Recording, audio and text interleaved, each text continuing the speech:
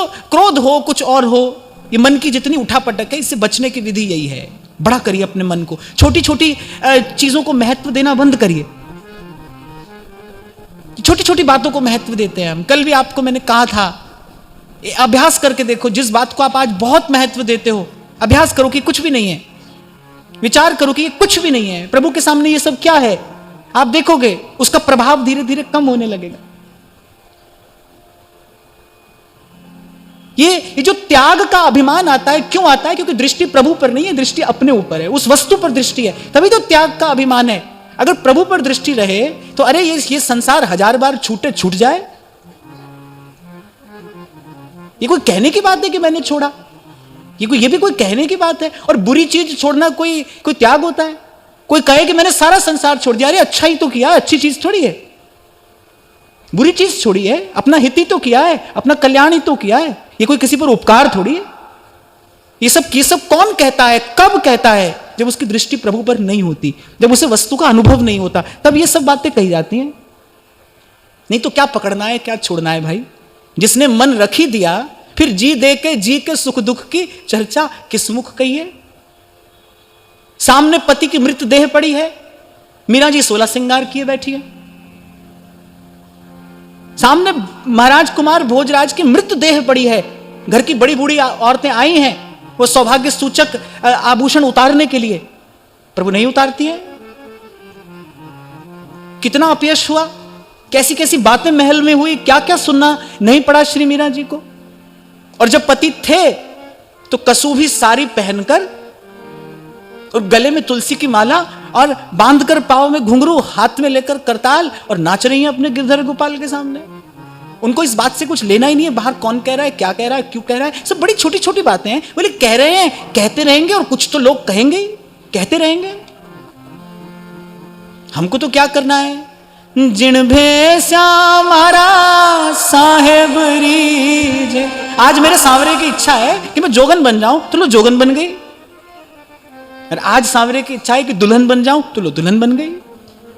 जिन भेसा मारा साहेब रीज, सोई भेस धरूंगी, मैं तो बैरागन होगी। मुझे सबसे प्यारी लगती है वैराग्य की ये परिभाषा। इसमें ये नहीं बताया गया है भाई क्या पकड़ना है, क्या छोड़ना है।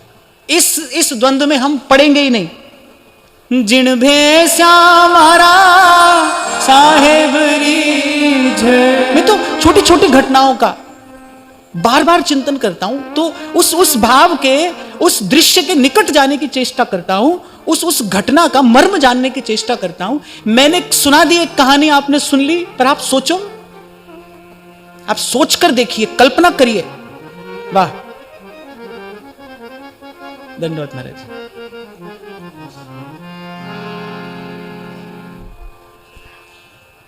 ये जो सब आ रहे हैं ना, ये ठाकुर जी की पिचकारी है।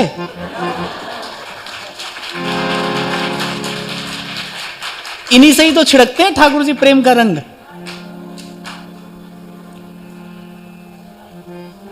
तो मैं ये कह रहा था कि मैं कल्पना करता हूं, भावना करता हूं। सरल नहीं है भाई, कितना कठिन है।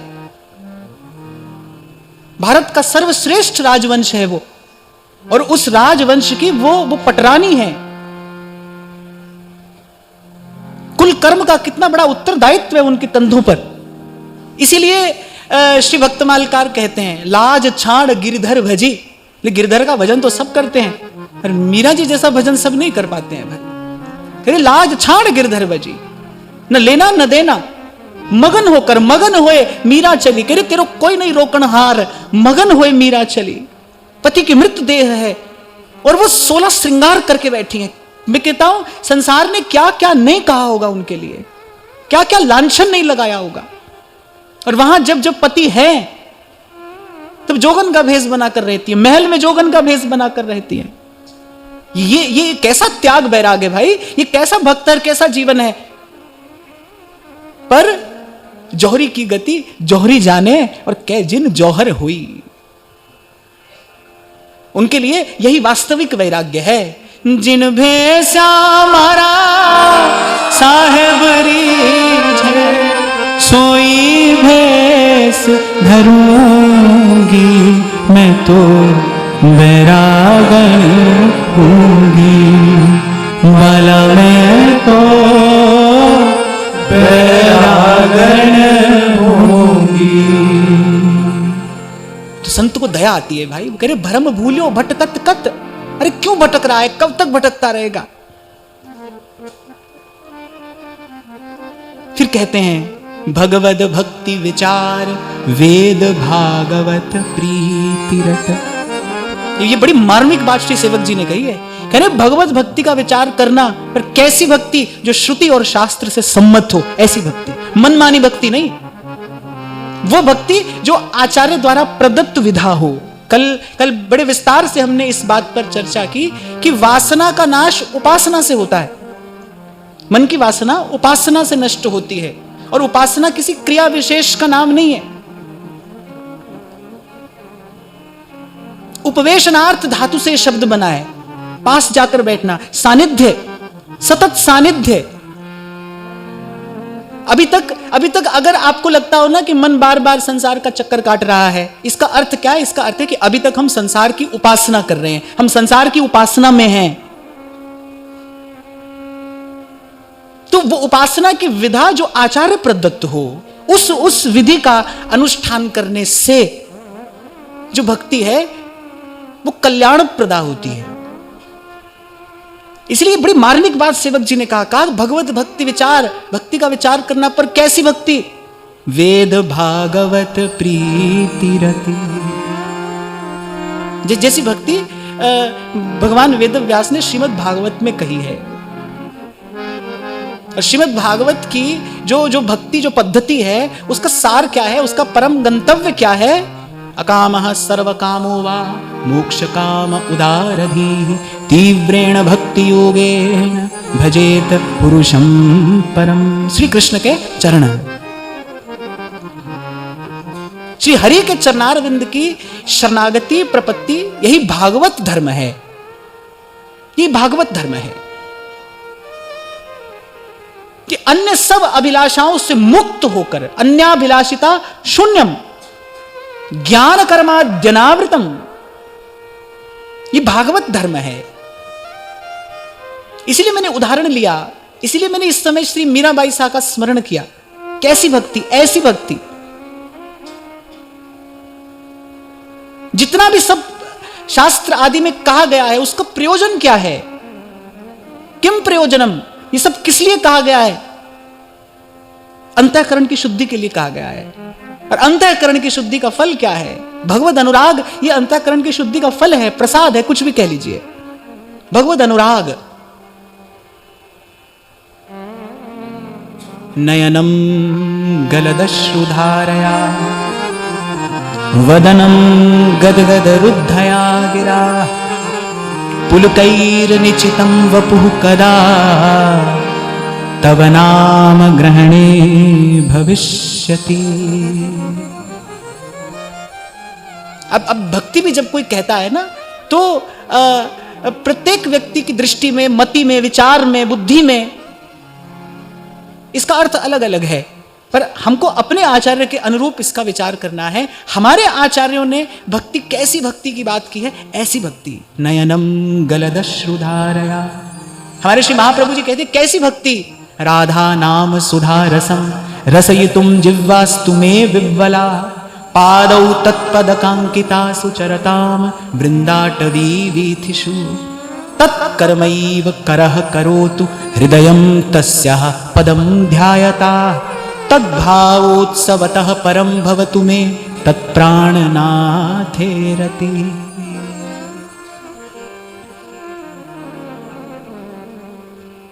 और मैं तो आगे बढ़ूं इससे पहले एक बात आपसे कहूंगा, क्योंकि कल भी किसी ने पूछा, आज भी ऐसा एक प्रश्न मेरे पास में है कि किसी को क्या सताता है, किसी को क्या सताता है, किसी को कुछ परेशान कर रहा है, किसी के लिए क्या विक्षेप है। भाई इन सब से मुक्त होने की विधि यही है। मैं तो कहता हूं बाकी सब बात को बाद में देखना, पहले देखना मन कैसे प्रसन्न हो। हमारा मन को उस प्रसन्नता की अनुभूति तो हो जो स्वस्थ होने पर एक व्यक्ति को होती है।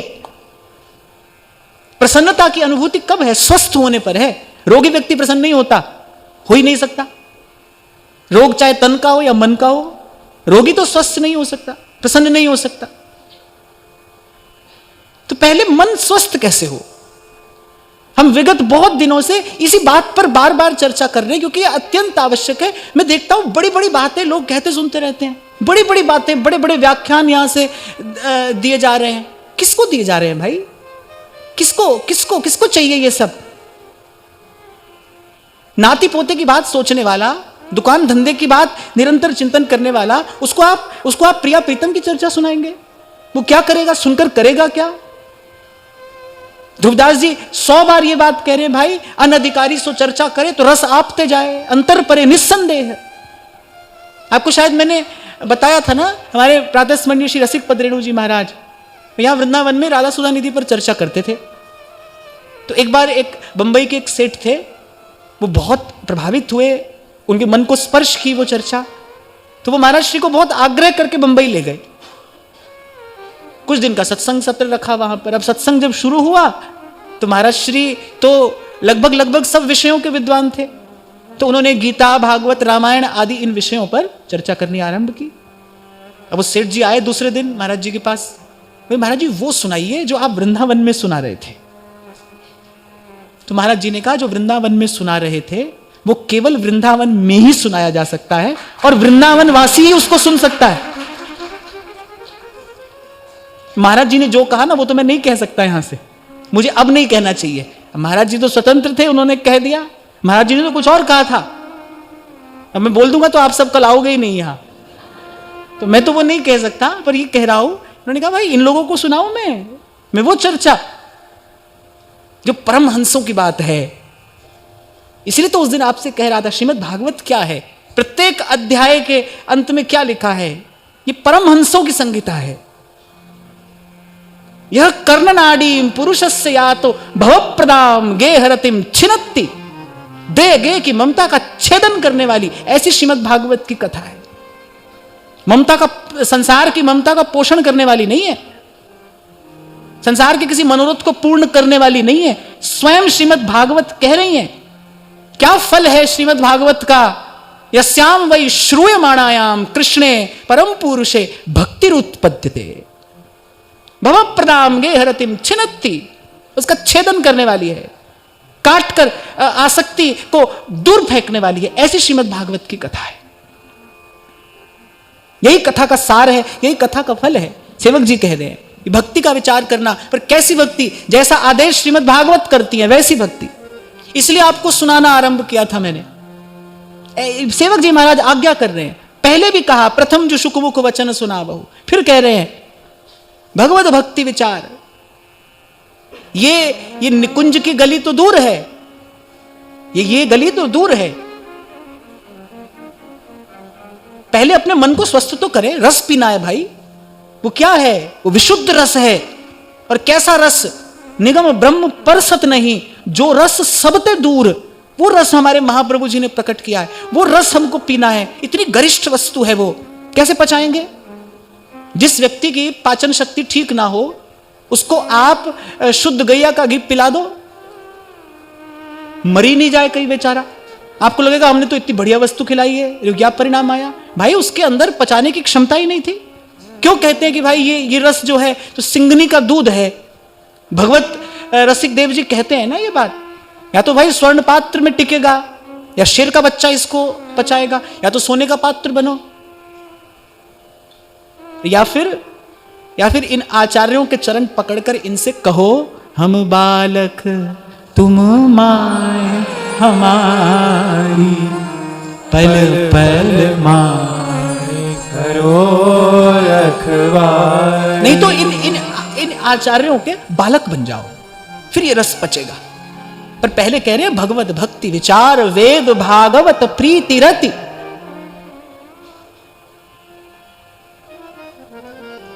दो वर्ष पहले की बात होगी, कोई परिवार मुझसे मिलने के लिए आया। पहले तो बेचारे बहुत झंझट करके पहुंचे मुझ तक। मुझे लगा कि भाई होगी कोई बहुत आवश्यक बात, इतने दिन से पीछे लगे हैं शंभू जी के। फिर आए मेरे पास, 2 मिनट बैठे। 2 मिनट के बाद क्या कहते हैं कि महाराज जी ये बच्चे ने एक परीक्षा तो पास कर ली है, अब आशीर्वाद दे तो दूसरी हो जाए। मैंने कहा आए भी किसके पास है जिसने स्वयं खुद कोई परीक्षा ही पास नहीं की। हमने ही कोई परीक्षा आज तक पास नहीं की। हमने कहा हमसे आशीर्वाद लेने आए हैं, और बताओ इतनी मेहनत करके यहां तक आए हैं और लगे हैं बहुत समय से भजन में, श्री हरिवंश भी कर रहे हैं। तो ऐसे ऐसे अनुभवों से हमने सीखा भाई, ऐसे ऐसे अनुभवों से हमने सीख ली कि भाई यहां आना है। तो फिर ललित किशोरी कहते हैं पहले आबरू के मटके को चौरस्ते पे फोड़े, ये भाई बंधु गुरुजन इन दुर्जनों को छोड़े, और ललित किशोरी दाना उस दिलबर से जोड़े जो रस की बात चाहे फिर सर की बात छोड़े, फिर और सब बात मत करो भाई। तो भाई सहारा तो हमें चाहिए, पर इनका सहारा चाहिए।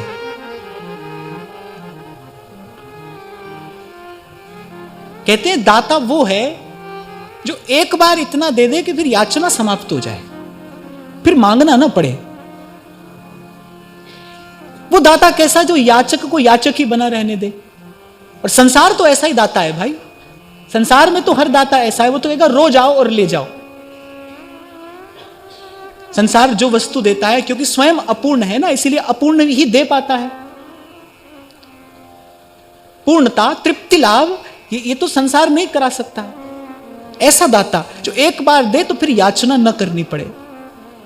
और फिर यहां की बात तो भोली सखी कहती है, इस दर का जो भिखारी उससे सब जग भिक्षा मांगे है। यहां का जो याचक है वो तो देने की सामर्थ्य रखता है। और मुझे लगता है 3 लोक 14 भुवन में प्रेम है ऐसा दाता। यं लब्धवा पुमान अमृतो भवति सिद्धो भवति तृप्तो भवति। प्रेम है ऐसा दाता, तृप्त कर देने वाला है। बड़ी अच्छी बात सूरदास जी कहते करे, काहू की बैर कहां सरे,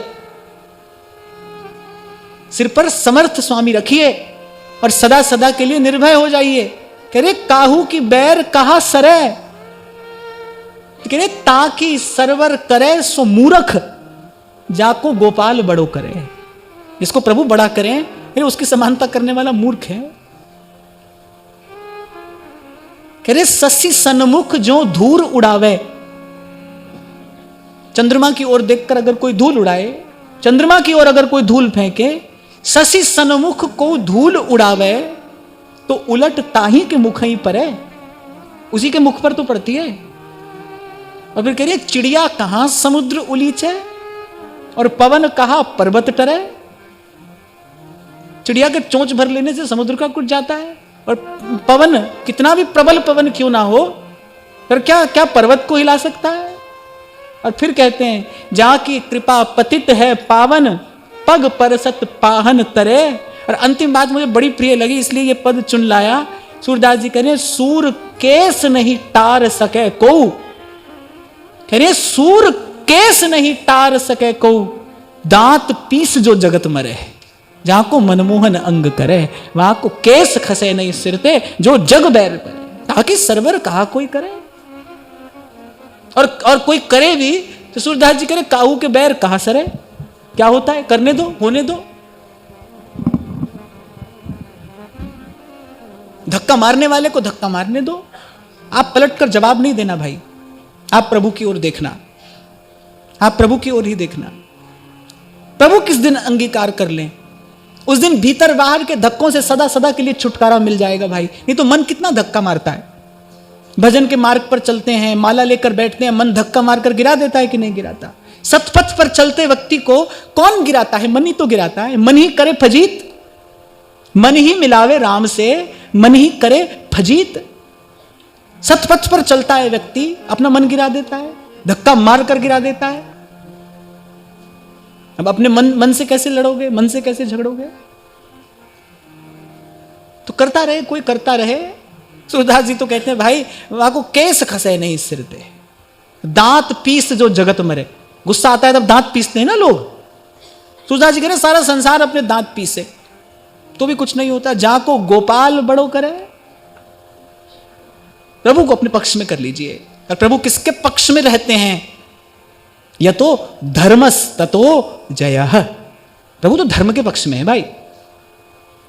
बात कौरव पांडव की नहीं थी, बात अर्जुन दुर्योधन की नहीं थी, बात युधिष्ठिर भीष्म की नहीं थी, बात धर्म और अधर्म की थी। भगवान ने अर्जुन से कहा, यही कहा कि मैं तुझे तेरे पितामह और गुरुजनों पर बाण चलाने के लिए नहीं कह रहा हूं। ये सामने जो खड़े हैं ये अधर्म के पक्ष में खड़े हैं, और अधर्म से लड़ना ये एक शूरवीर क्षत्रिय का धर्म है, कर्तव्य है। अतः धर्म पालन कर। मैं तुझे धर्म पालन करने के लिए कहता हूं। इनकी ओर मत देख, इनके आकार की ओर मत देख, इनके देह की ओर मत देख। देख ये किस पक्ष में खड़े हैं। ये जो सामने ये कौरवों की समुद्र के समान दुस्तर सेना है, ये कौरवों की सेना नहीं है। अर्जुन, तेरे सामने अधर्म खड़ा है। तू क्षत्रिय है, शूरवीर है, धर्मपरायण है, और जब तक तेरी देह में श्वास है तब तक अधर्म से लड़ना तेरा कर्तव्य है। अधर्म से लड़ने के लिए कहता हूं। इसलिए कह रहा था भाई, आपसे कहना नहीं, सह लेना, सह लेना। मैंने तो कल शंभू जी से आप पूछिए ये भी कहा कि आपकी टीम के भी जो लोग हैं, आप अपनी तरफ से सदा सबसे विनम्रता पूर्वक प्रार्थना ही करेंगे, आप किसी को कठोर शब्द नहीं बोलेंगे। मैंने कल रात को यह बात शंभू जी से कही कि कोई आपकी सुने न सुने, माने न माने, पर आप और आपके लोग सबसे विनम्रता पूर्वक ही व्यवहार करेंगे। मैं जब आता हूं यहां पर तो यही भाव लेकर आता हूं भाई कि श्रोता के रूप में मेरे सामने भगवान ही बैठे हैं, फिर हम आपसे ऐसा व्यवहार कैसे कर सकते हैं। आप पूछिए, मैं तो 2 दिन पहले भी महाराज श्री से यही कह रहा था कि आप लोग समझते हो कि आपको मुझसे सत्संग मिल रहा है, मुझे लगता है मुझे आपसे सत्संग मिल रहा है। आप आते हो तो हम ये चर्चा करते हैं, तो मेरे लिए तो आप सब प्रभु का रूप ही हो। हम तो आपसे किसी भी प्रकार से कठोर व्यवहार कर ही नहीं सकते। आपको देखना है, ये आप सबका सत्संग है। इसकी व्यवस्था बनाना केवल मेरा, शंभू जी का या मुट्ठी भर लोगों का काम नहीं है। आप अगर इसको अपना समझो तो ये व्यवस्था बनाना भी आप सबका ही काम है। आप सबको इसमें सहयोग देना चाहिए। मैं तो कहता हूं, आओ, यहां पर आए हो, कितना दुर्लभ अवसर प्रभु ने दिया है। आप देखो ये कैसी सुंदर व्यवस्था श्री जी ने कृपा करके बना दी। मैं तो अनेक बार आपसे कहता हूं, कभी सोचा भी नहीं था, कभी स्वप्न में ऐसी कल्पना भी नहीं की थी कि ऐसा वातावरण हमको जीवन में कभी मिलेगा। यहां संतों का दर्शन होता है, संतों का सानिध्य नित्य मिलता है। श्री लाडली लाल जी हैं, वृंदावन धाम है, और क्या चाहिए भाई। और क्या पाना रह जाता है। प्रभु की कृपा में तो कोई कमी नहीं है। अब हम अपना बर्तन उल्टा ही करके आए और हम दृढ़ व्रती हों कि भाई हम तो ऐसे ही रहेंगे, तब आप अपनी आप जानो। तो मैंने कहा भाई हम आपसे कुछ नहीं कहेंगे, हम तो विनम्रता पूर्वक आपसे प्रार्थना ही करेंगे। और मैं तो प्रार्थना भी उनसे करूंगा जिनको धक्का लगता है। जो धक्का मारते हैं उनसे नहीं, जिनको लगता है उनसे क्षमा भी मांग लूंगा, और यही कहूंगा कि भाई अपना मन बड़ा रखना, प्रभु की ओर देखना। हमको तो दिन भर और नजर भर के अजर अमर की निशानी देखनी है। इनको देखने में अपना समय मत लगाना, प्रभु को देखना। खैर, तो सेवक जी ने कहा भाई भक्ति का विचार करना, पर श्रुति शास्त्र से सम्मत भक्ति हो आपकी, मनमाना आचरण नहीं। ऐसा नहीं कि आप जो समझ लो वही भक्ति है।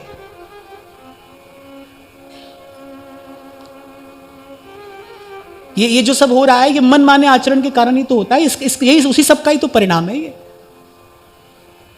आना तो चाहिए सेवा करने के लिए।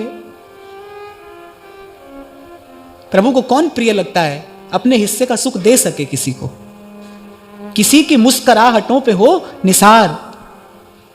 क्यों भीतर इतना अभाव है, क्यों इतनी दरिद्रता है, क्यों जीवन में कभी आपने संतुष्टि का अनुभव नहीं किया। संतुष्टि छीनने से नहीं मिलती ना, छीन कर किसी की जगह लेने से संतुष्टि नहीं मिलती। किसी को आदर से अपने स्थान पर बैठाने में तब संतोष मिलता है, तब मन स्वस्थ होता है, तब मन को प्रसन्नता की अनुभूति होती है। पर लिया ही लिया तो छीना झपटा, और फिर लेना भी कम से कम ऐसा तो हो कि जो सहज में मिले वो ले। पर यहां तो छीना झपटी है, छीन झपट कर लिया। मैं तो देखता हूं कि ये मन की कितनी दरिद्रता है, कितना दरिद्र होता है ऐसे व्यक्ति का मन जो किसी से छीन कर सुख पाना चाहता है। वो बेचारा भीतर से कितना दरिद्र है, अभावग्रस्त। इसलिए मैंने कहा उसको क्या कहूं मैं, वो तो दया का पात्र है। अपने हिस्से का सुख दीजिए कभी किसी को। संतों का जीवन चरित्र सुनते हो, कैसे तन का वस्त्र बेचकर भी संत की सेवा करता है। अपने तन का वस्त्र बेचकर श्री चीधराइन जी और प्रसाद पवाती हैं श्री पीपा जी और श्री सीता सहचरी जी को, तन का वस्त्र बेचकर। सुनते तो हम उन लोगों की बात है, कहना सुनना तो यहां ये हो रहा है। तभी तो कल मैं आपसे कह रहा था, बड़ी बड़ी बातें कहते सुनते रहो, करते रहो, होना भी तो चाहिए। कल विराम के क्षणों में मैंने यही कहा था ना, करते रहो भजन, पर भजन होना भी तो चाहिए। संत गुरु की कृपा से भजन होता है भाई, अनुग्रह से भजन होता है। कृपा किस पर होती है? जो विनम्र होता है उस पर कृपा होती है, वो अनुग्रह का भाजन है। तुलसीदास हरि गुरु कृपा बिन, गोस्वामी जी कहते हैं ये बात विनय पत्रिका में, कि हरि गुरु की करुणा के बिना इस संसार सागर से पार नहीं जाया जाता। हाथी घोड़ा चढ़ मेरे भैया, भव सागर नहीं तरिए। प्रेम भगति जल बिन रघुराई, अभियंतर मल कबहू न जाई, अभियंतर मल कबहू न जाई। और संसार से पार जाने की युक्ति अंत में क्या कहते हैं? भक्त चरण धर भाव, तरत भव सिंधु अगाधा, हित हरिवंश प्रशंस, भजत भज श्री हरि राधा, हित हरिवंश प्रशंस, भजत भज श्री हरि राधा। भक्त चरण धर भाव, तरत भव सिंधु अगाधा। कल भी आपको स्मरण हो तो मैंने कहा था कि सुख की झलक पानी है तो सुखी के पास जाइए ना। दुखी के पास जाकर कैसे सुख मिलेगा? भूखा कैसे आपका पेट भरेगा? यदि सुख पाना है फिर सुखी के पास जाइए ना। और सुखी कौन है? सुखी तो एक संत कहते हैं सुखी एक राम का दास है, बाकी सब दुखी है। बाकी तो सब दुखी है, प्रभु का दास सुखी है।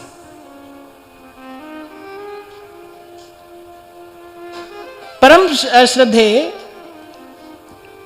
प्रातः स्मरणीय श्री बक्सर वाले मामा जी महाराज, वो यहां वृंदावन से जा रहे थे, ट्रेन में जा रहे थे। अब उनके ऊपर वाली सीट पर कोई और व्यक्ति बैठा था, तो वो नीचे बैठे माला कर रहे थे। अब वो व्यक्ति उठा, उसको पता नहीं नीचे कौन है।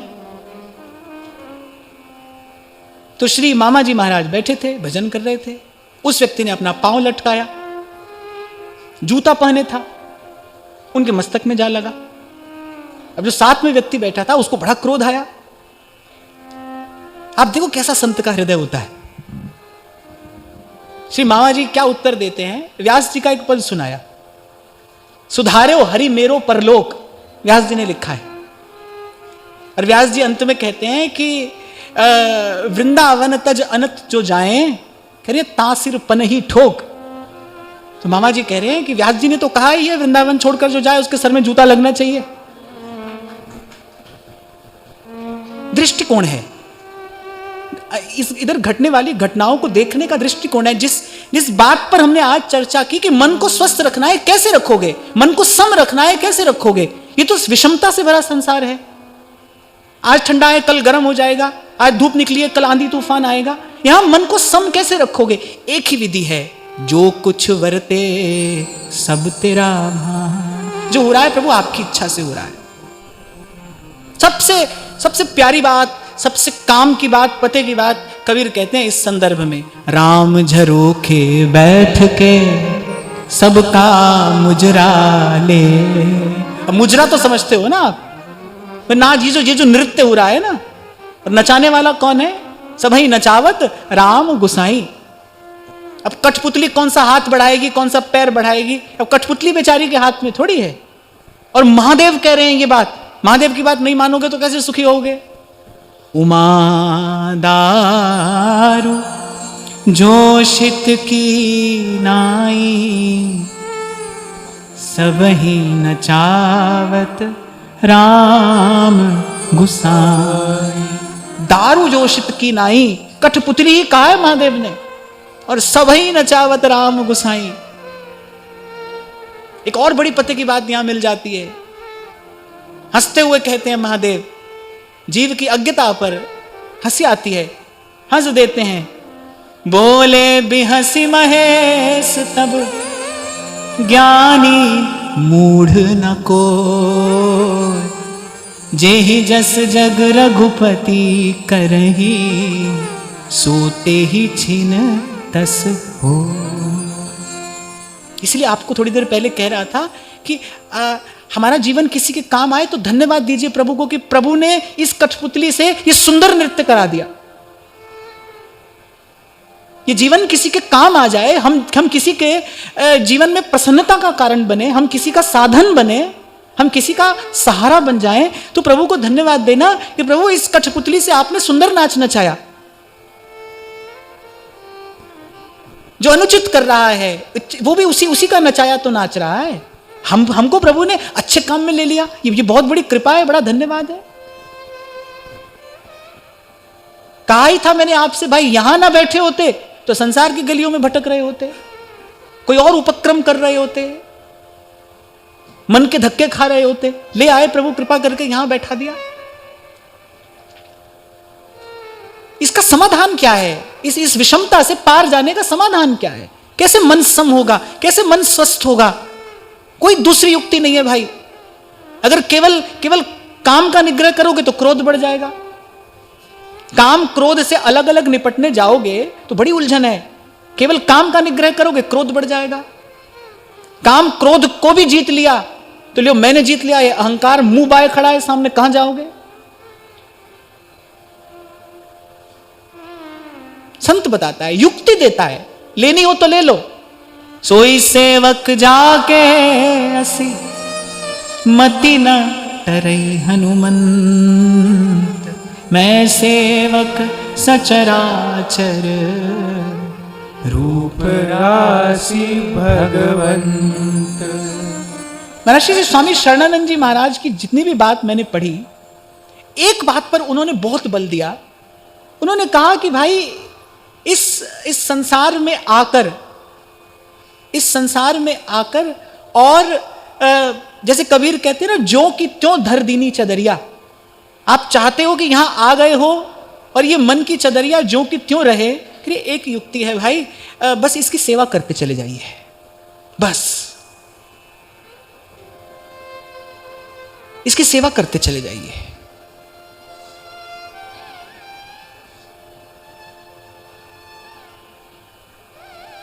मैंने सेवा करने वाले को सदा स्वस्थ प्रसन्न देखा है। वृंदावन आने से पूर्व जिन संत की सेवा में मुझे कुछ समय रहने को मिला,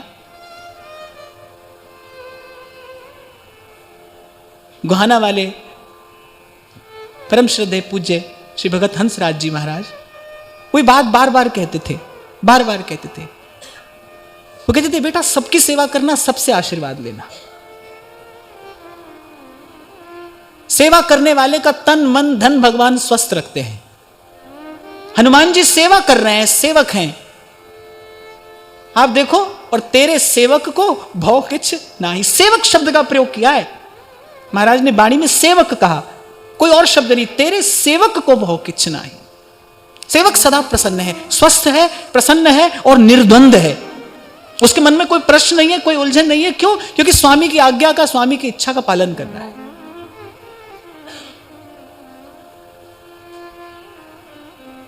और उसका परिणाम क्या है? सेवा में बने रहने का परिणाम क्या है?